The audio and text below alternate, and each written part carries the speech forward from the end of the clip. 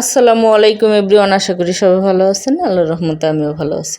আজকে আমি আপনাদের সাথে শেয়ার করব দুপুরবেলা আমি কি দিয়ে ভাত খেলাম এবং কি তৈরি করলাম আপনাদের সাথে শেয়ার করি।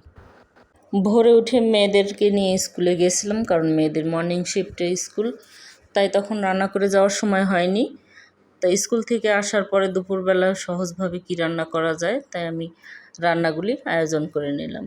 তা বাড়ি থেকে লাউ শাক পাঠিয়েছিল, সেই লাউ শাকগুলো ভালো করে কেটে পরিষ্কার করে সিদ্ধ করে নিয়েছিলাম। তারপরে তেল পেঁয়াজ রসুন দিয়ে শাকগুলোকে তেলে দিয়ে নিলাম। রান্না প্রায় শেষ, অলমোস্ট ডান। শাক ভাজা হয়ে গেছে প্রায়। শাক ভাজা শেষ করে তা ভাবলাম মেয়েরা কি খাবে, কারণ মেয়েদের জন্য কালকের একটু মুরগির মাংস আছে, ওদের জন্য রাতে মুরগির মাংস রান্না করেছিলাম, সে মুরগির মাংস দিয়ে ওদেরকে দিব, তাহলে আমি কি খাবো। তাই শাক ভাজি করে নিলাম। আর শাক ভাজার সাথে অন্য কোনো খাবার এখন সহজে কি রান্না করা যায়, মাথার ভিতরে এই একটা হচ্ছিল। তখন আমি ভাবলাম যে আজকে দুপুরবেলায় সহজভাবেই এগুলি রান্না করেই চালিয়ে দিই। এবং মাছ মাংসর থেকে এসব খাবারগুলি অনেক দারুণ লাগে আমার। আবার এসব খাবারে বাঙালি খাবারের প্রতি লোভ বেশি। তা শাক ভাজা শেষ, এই যে দেখতে পাচ্ছেন। শাকগুলি ভাজা শেষ করে তারপরে আমি মনে মনে ভাবলাম আজকে সহজ রেসিপিতেই দুপুরবেলার খাবারটা চালিয়ে দিই, দরকার পড়ে রাতে আবার রান্নাটা করে নেব। মাছ মাংস যা রান্না করি সেটা হয়ে যাবে।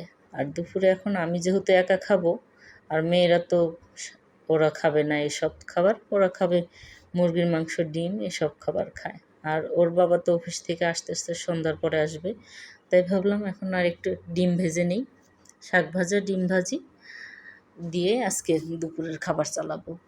তাই যে কথা সেই কাজ।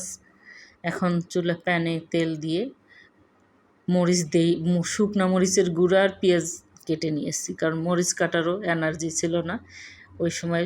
দুপুরে রোদে স্কুল থেকে আসার পরে আর মাথা ব্যথা শুরু হয়ে গেছে, মাইগ্রেনের ব্যথা। তাই ভাবলাম না, এত ঝামেলা কে করবে, আজকে এই সহজভাবেই রান্না করে ফেলি। পেঁয়াজ কুচি ছিল, শাক ভাজার ওখান থেকে নিয়ে নিয়েছি, তা ওর সাথে একটু মরিচের গুঁড়া, সামান্য গোলমরিচের গুঁড়ো দিয়ে ডিম ভাজিটা করলাম। এইভাবে মাঝে মধ্যে আমি মেয়েদের করে দিই, গোলমরিচের গুঁড়াটা দেওয়াতে একটু সুন্দর ফ্লেভার আসে, ওরা পছন্দ করে। ভাবলাম আজকে আমিও খাই ওদের মতো করে। ডিম ভাজাটা শেষ, এই যে অলমোস্ট ডান। নিয়ে এখন ডিম ভাজিটা নামিয়ে ফেলবো, হয়ে গেছে। তারপরে ভাবলাম এখন আজকে আরেকটা ভর্তা আইটেম হলে ভালো হয়, শাক ভাজি ডিম ভাজি। আর এইবার হচ্ছে আমি এইখানে ভর্তা করে নিচ্ছি। ভর্তাটি বানাবো বালা চাউয়ের ভর্তা। কয়েকদিন আগে আমার কক্সবাজার থেকে আমার খালু আসছিল, সেই খালু আমার জন্য এই বালাচাও, চিংড়ি মাছের বালাচাও নিয়ে আসছে। বালাচাওটা অনেক খেতে ভালো লাগে, আমার এটা খুব পছন্দ। কিন্তু আমার খালু এত সুন্দর গিফট নিয়ে আসছে আমার জন্য, তাকে থ্যাংক ইউ বলা হয় না। এই ভিডিওর মাধ্যমে আমি খালুকে থ্যাংক ইউ বলে দিচ্ছি। খালু যদি আমার এই ভিডিওটা দেখে তাহলে অবশ্যই, খালু আমি অনেক খুশি হয়েছি, আপনি আমার জন্য এত সুন্দর বালাচাও নিয়ে আসছেন, খেতে অনেক দারুণ লাগছে। থ্যাংক ইউ খালু, নিজাম খালু। উনি খুব ভালো মানুষ, উনি একজন বিসিএস ক্যাডার অফিসার, কিন্তু ওনার হাব ভাব চালচলনে কোনো হিংসা বা কোনো গৈরবি কোনো কিছু নাই। একদম সাদামাটা নর্মাল মানুষ, তাকে দেখলেই বোঝা যায় না যে সে এই যে সেই বালাচাও, চিংড়ি মাছের, এটি আমার খুব ভালো লাগছে খেতে।